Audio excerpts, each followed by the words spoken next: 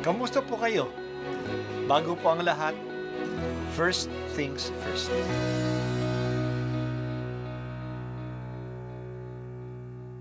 Good morning po. Sinisimulan po natin ngayon ang first things first. At dito po, tinatalakay natin sa unang bahagi ng umaga natin ay ang first readings na binabasa po sa banal na misa. Ito pong tinatalakay natin kasi madalas po kasi marami na tayong alam tungkol sa gospel readings. Pero konti po ang nagsasalita sa first readings. Pero ang first readings, bahagi din po yan ng Biblia, ng banal na kasulatan. Kaya susubaybayan po natin ang mga first readings, basahin po natin at kuminsan kailangan ng basahin ng 2 o 3 beses bago maintindihan kasi hindi po tayo familiar sa mga istorya at sa mga kaisipan na tinatalakay dito. Ang pagbasa mula sa sulat ni Apostol San Pedro. Mga pinakamamahal, alam ninyo kung ano ang itinubos sa inyo sa walang kabuluhang pamumuhay na inyong minana sa inyong mga magulang. Ang itinubos sa inyo'y di mga bagay na nasisira o nauubos, paris ng ginto o pilak, kundi ang buhay ni Kristong inihain sa krus. Siya ang korderong walang batik at kapintasan. Itinilaga siya ng Diyos sa gawaing ito bago pa nilikha ang daigdig at alang-alang sa inyo. Ipinahayag siya bago sumapit ang katapusan ng mga panahon. Dahil sa Kanya, nanalig kayo sa Diyos na sa Kanya'y muling bumuhay at nagparangal. Anupat ang inyong pananampalataya at pag-asa ay nasa Diyos. Ngayong malinis na kayo dahil sa inyong pagsunod sa katotohanan. Ano pat naghahari na sa inyo ang tapat na pag-iibigang bilang magkakapatid, naway maging maalab at taos sa puso ang inyong pagmamahalan, sapagkat muli kayong isinilang, hindi sa pamamagitan ng tao, kundi sa bisa ng buhay at walang kamatayang salita ng Diyos.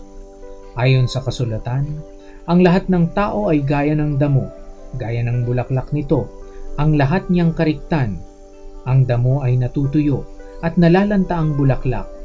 Ngunit ang salita ng Panginoon ay mamamalagi kailanman, at ito ang mabuting balitang ipinangaral sa inyo. Ang salita ng Diyos. Salamat sa Diyos. Ang pananampalataya ay nagbibigay sa atin ng malalim na kaalaman. Ito'y kaalaman na galing sa pahayag ng Diyos. Ang Diyos mismo ang nagpahayag sa atin.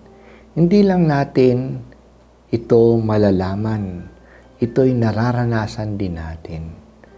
Ang nararanasan natin ay kaligtasan. Wala nang hawak sa atin ng kasamaan. Na paglalabanan at napagtatanggumpayan na natin ito.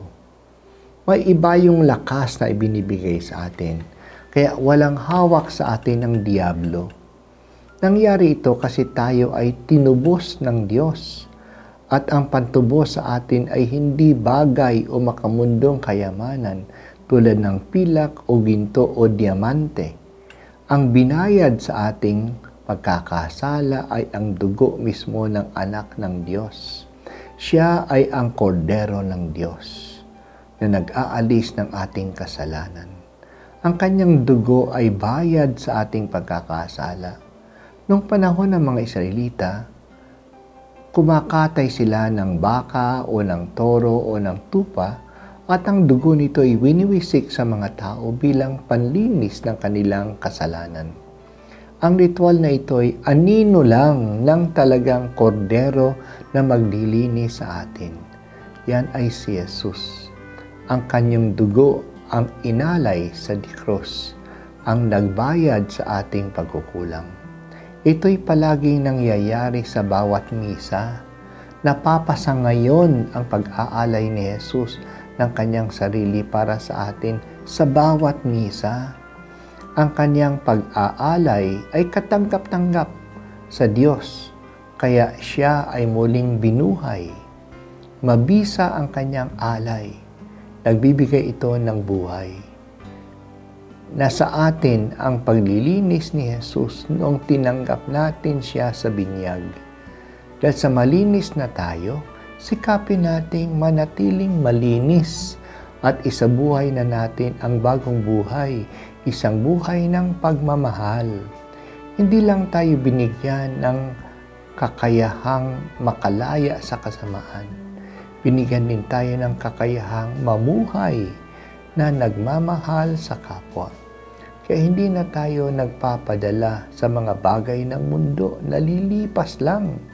Ipundar na natin ang ating buhay sa salita ng Diyos na nagbibigay buhay. Hindi lilipas ang salita ng Diyos. Hindi tayo maliligtas ng ating kaalaman lamang. Ang kaalaman ay dapat isabuhay. Alam natin ang ating kaligtasan. Alam natin kung gaano ito kahalaga. Ngayong alam na natin, dapat nating isabuhay ang kaligtasan ito. Huwag na tayong bumalik sa kasamaan, sa halip mamuhay na tayo ayon sa batas ng pag-ibig. Ang pagmamahalan natin ay ang tanda kung talagang nagpapahalagahan natin ang ating kaligtasan. Ang pagmamahal na hinihingi sa atin ay hindi lang yung pagmamahal na natural sa mga tao, tulad ng pagmamahal sa nagmamahal sa atin, pagmamahal sa kamag-anak, pagmamahal sa mababait na tao. Ang pagmamahal ay tanda ng kaligtasan ay ang pagmamahal sa lahat ng tao, kasama na ang mga kaaway, ang mga masasama at ang mga hihirap.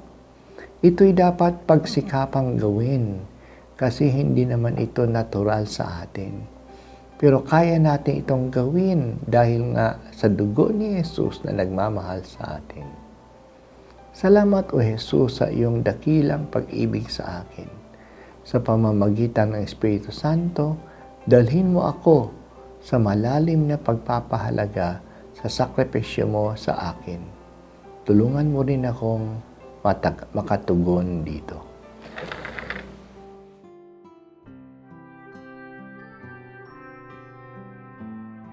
At ako po ay si Bishop Broderick Pabilio dito sa First Things First.